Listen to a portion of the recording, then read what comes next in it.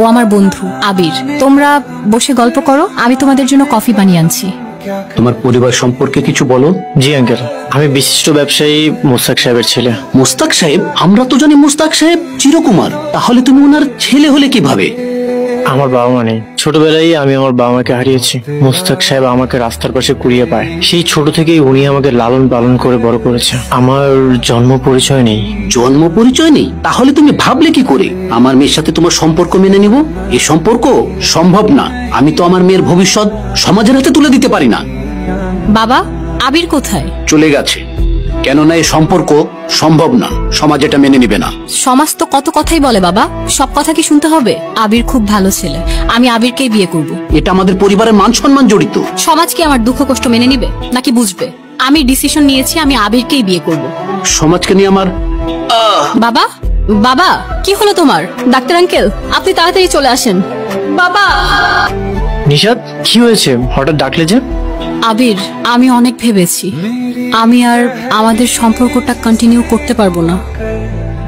কেন?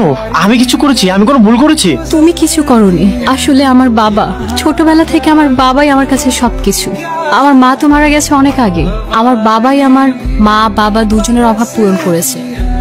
আমার জন্য যদি আমার বাবা মারা যায়, সেটা আমি কোনোভাবেই মেনে নিতে পারবো না আবির। তোমাকে না পাওয়ার আক্ষেপটা আমার সারা জীবন রয়ে যাবে।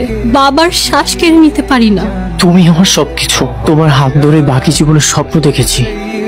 জন্ম পরিচয়হীন হওয়াটা যে অপরাধ হয়ে যাবে সেটা কখনো ভাবিনি। আমার বাবা মা নেই, এই জন্য যে আমি সমাজের বাইরে কেউ হয়ে যাব সেটাও কখনো ভাবিনি। আর এটার জন্য হয়তো তোমার বাবা আমার ভালোবাসা মেনে নিচ্ছে না। আমার চলে যেতে হবে, আমার হাতে আর বেশি সময় নেই। তুমি কি আর কিছু বলবে? মায়া বাড়িয়ে চলে যাচ্ছ। মানুষ চোখের মায়ায় পড়ে, হাসির মায়ায় পড়ে, অতি ক্ষুদ্র ক্ষুদ্র জিনিসের মায়ায় পড়ে। মানুষ এই মায়ায় পড়ে জীবন ধ্বংস করার জন্য। ভালোবাসা কমে যায়, কিন্তু কারো প্রতি মায়া কখনো কমে না। এই মায়া নামক জটিল অনুভূতি থেকে যায় জীবনের শেষ নিঃশ্বাস পর্যন্ত। নিশাদ, আমাকে আর 5 মিনিট সময় দিবে? কেন?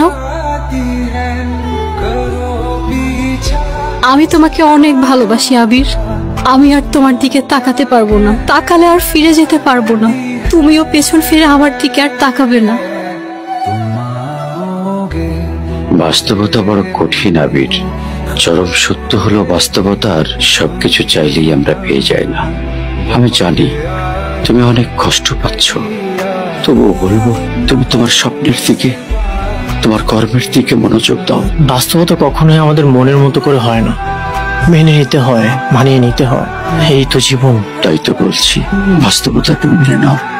ঠিক আছে বাবা, মেনে নিলাম। আবির, আবির, তুমি আমার জন্য দোয়া করো, আমি যেন আবার কাজে ফোকাস করতে পারি।